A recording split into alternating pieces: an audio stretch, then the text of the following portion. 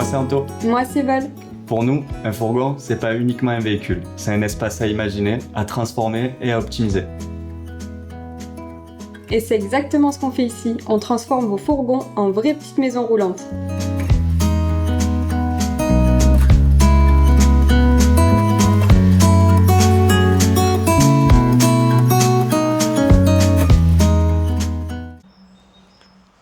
Bah alors, Anto, on a changé d'atelier?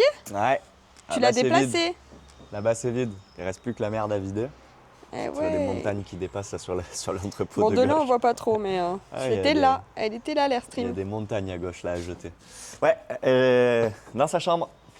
Ça fait plaisir, hein? Ouais. Ça fait plaisir. Enfin. Ouais, ça a été galère hein, quand même. Hein. Pas pour l'amener, parce que l'amener maintenant, on a notre magnifique petit robot qui est une tuerie, mais pour la refixer. Et oui, parce que vous êtes galère. arrêté au moment où on a fait le plancher et qu'on devait refixer la coque. Voilà, et on n'a pas filmé parce que c'était trop compliqué à filmer, à la repositionner tout court. Donc il y aura des inserts qu'on vous mettra où on voit un petit peu ce qui s'est passé. Ça a été un peu galère. Pourquoi ça a été galère? Parce que le châssis a travaillé comme ça et la coque a travaillé comme ça. Donc ça a été un enfer. On a été obligé de tout caler, mettre des crics de partout pour rehausser, récupérer le niveau exact pour pouvoir repositionner la coque à sa place. Ça a été un vrai combat. Donc dans les étapes, ce qu'on a fait, c'est qu'une fois qu'on avait retrouvé son positionnement exact, on l'a vissé provisoirement. Et une fois qu'elle a été vissée provisoirement, on l'a boulonnée à travers le châssis, comme ça doit être fait à l'origine. Voilà, donc on l'a repositionné correctement, ça c'est une très bonne chose. On l'a ramené ici grâce à ça. Ah, grâce à un robot, on Ouais, dirait un mini-tank. J'ai acheté ça sur une base militaire. Sur une base militaire? Non, c'est un robot qui a été fourni, enfin qu'on a acheté chez Mon Camping Car. C'est un super partenariat qu'on a développé avec eux. Ils vendent du matos de fou, c'est pas très cher. Vous irez voir ce qu'ils font, mais je pense que vous les connaissez déjà.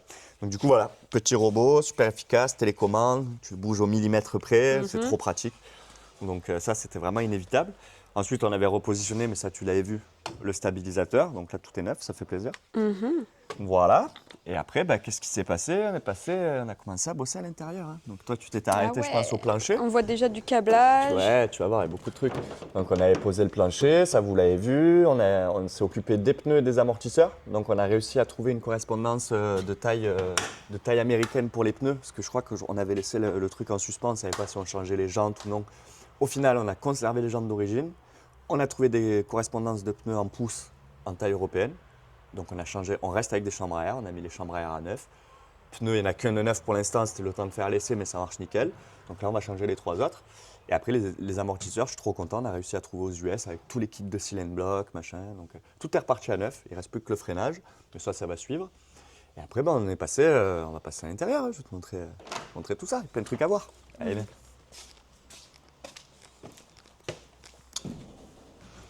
Alors, l'intérieur. Tu as vu? Il y a du boulot, hein. Ça fait de la surface quand même à aménager là. 9 mètres de long, 2,15 de large, 2,30 de haut. Là, le on a volume, commencé j'ai pas à fait le faire, volume en mètre carré, je sais plus combien ça fait en mètre carré, mais On a commencé à faire un peu les tracés au sol. ouais, Mais on va pas vous parler de ça aujourd'hui. Ouais, là, ça vous spoil un peu, mais vous verrez plus tard, on en parlera. Qu'est-ce qui s'est passé là-dedans? Il y a beaucoup de trucs hein, quand même. Hein. Donc, repositionnement de la coque. Avant le repositionnement, on a remplacé quelques rails qui étaient HS complet, donc là tu peux le voir. Tu as des rails neufs qu'on a fait faire sur mesure, qui sont très costauds, qu'on est venu remplacer. Donc tu as ça, tu as le rail en arrondi à l'arrière qui est sur mesure aussi. On a le rail en arrondi, fait sur mesure. On a gardé quand même toutes les parties qui étaient saines, on a juste remplacé ce qui était HS. Ça nous a permis du coup de venir reboulonner le châssis. Donc, comme je t'expliquais, tous les 40 cm, à peu près 50, tu as une traverse sous le châssis qui dépasse, où tu vas venir prendre en sandwich ton rail en U, avec un boulon, passer à travers le châssis et boulonner tout ça par-dessous. Ça prend le plancher aussi en sandwich. Et à partir de là, tout est solide, tout est d'un seul morceau. Et tu viens finaliser la rigidité avec les rabats qui pendent là sur les côtés. Tu viens les rabattre dessous, ils prennent l'arrondi. Et après, tu les rivettes dessous, sur le châssis aussi. Et là, plus rien qui bouge. En fait, tout tient d'un seul bloc. Voilà. Et je pense que les meubles, ça consolide aussi là. C'est bête à dire, mais oui, les meubles aident aussi à bloquer l'ensemble.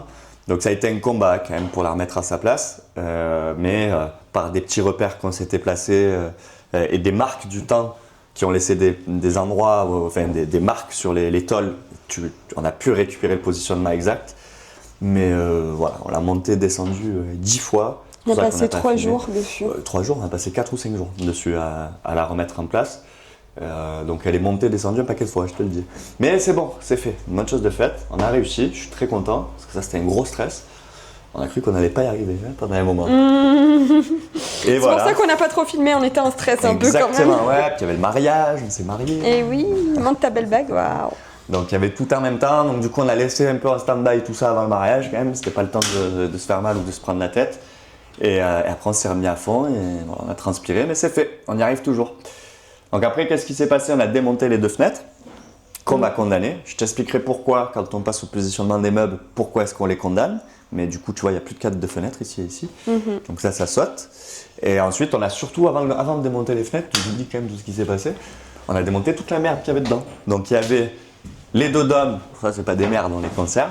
Tu te souviens, Val te mettra une image. Tu as des grands dômes ici. Ici, un avec un meuble un peu scandinave qui est magnifique. Et tu as la même chose à l'extrémité. Et en fait, ces dômes-là, nous on les conserve, on les passe en carrosserie. Donc ils vont être restaurés au niveau de la fibre. Il y a un travail de fibre à faire. Et après, ils vont être peints en carrosserie en blanc. Parce qu'ils sont trop beaux et qu'on veut les conserver. Donc ça, on les a démontés. On a démonté tout le plafond. Il y avait tous les habillages d'origine qui faisaient toute la longueur. En fait, ça s'arrêtait à peu près ici. Ça s'arrêtait ici, en fait. On avait tout le plafond qui était encore sur place. Donc lui, on l'a tombé. Et évidemment, en enlevant le plafond, on est tombé sur toute l'isolation qui avait 50 ans, qui était dans un état catastrophique. Donc il y a de la laine de verre, c'était horrible. On s'en est mis partout. C'était gratté, c'était un enfer. Donc on a passé une grosse journée, même un peu plus, à tout sortir. Sortir tout le câblage, parce qu'il y avait du câblage d'origine. On a une montagne de câbles là-bas qui est pourrie. Il y a du cuivre. Ouais, il y a du cuivre. Il est tellement vieux le cuivre que je sais même pas si le ferrailleur il va en vouloir. Et du coup, voilà, on a sorti toute cette merde. C'est monstrueux ce qu'il y a. On fera un petit plan là-bas au fond pour que tu comprennes, c'est énorme tout ce qu'il y a. Et ensuite, on a commencé à nettoyer. Là, il faut qu'on finisse de dégraisser avant d'isoler. Mais déjà, on a commencé à nettoyer. Tu vois que les tôles sont belles, sont assez propres, tu vois, là-dessous. Il y a eu quasiment 0 problème d'infiltration sur l'Airstream, donc ça c'est cool, parce que tu t'en rends compte tout de suite sur de la laine de verre, hein, s'il y a eu de la laine de roche ou de verre, non je crois que c'est de verre. Tu le vois tout de suite s'il y a eu de ça l'ISO. moisit. Là la laine était intacte, hormis qu'elle était vieille. Donc du coup ça c'est une très bonne chose, elle est vachement saine. Et ensuite dans les grandes lignes, ce qui s'est passé, ben là tu vois qu'il y a beaucoup de câbles déjà. Tu les vois, hein, les baleines de câbles qu'il y a qui redescendent ici. Et en fait, tout ça, c'est Rémi qui a commencé à bosser et qui a passé la semaine dessus pour nous faire toute l'électricité auto. Donc, ça comprend absolument tout faisceau électrique, c'est-à-dire tous les feux de positionnement, on recrée les feux stop. Il y a combien de feux de positionnement? 12 feux de positionnement. Ah ouais. En orange tout autour, ça va être à l'américaine. Ça va être pimpant, à quoi. l'américaine. Ça va être super beau. 12 feux, ah bah je comprends pourquoi il y a du câble. 12 feux, il y a je sais pas combien de clignots qu'on remet sur les côtés. On refait tous les feux arrière parce qu'encore une fois, tu as le clignotant qui clignote dans le feu stop et nous on veut le rendre aux normes européennes. Donc on rajoute un clignot, on rajoute des feux de recul qui n'existaient plus, un éclairage de plaque. Il y a un paquet de trucs quand même. Hein. Donc du coup Rémi a recréé déjà tout le faisceau, là c'est terminé. Donc tu vois, il y a une banane hein, déjà, il y a une banane.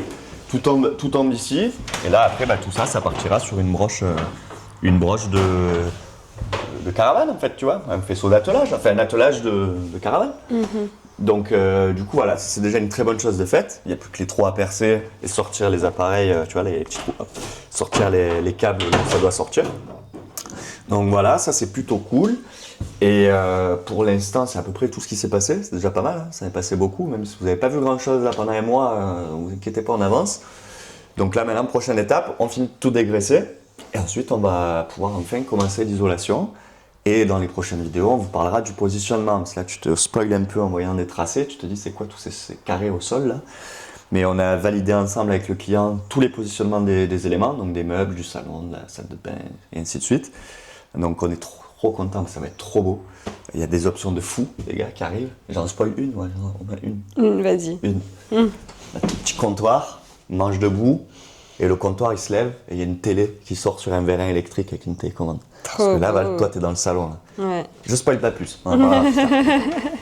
Voilà, donc pour l'instant, c'est tout, même si c'est déjà bien, encore une fois. Et puis la suite, c'est l'isolation, vous la verrez dans les prochains épisodes.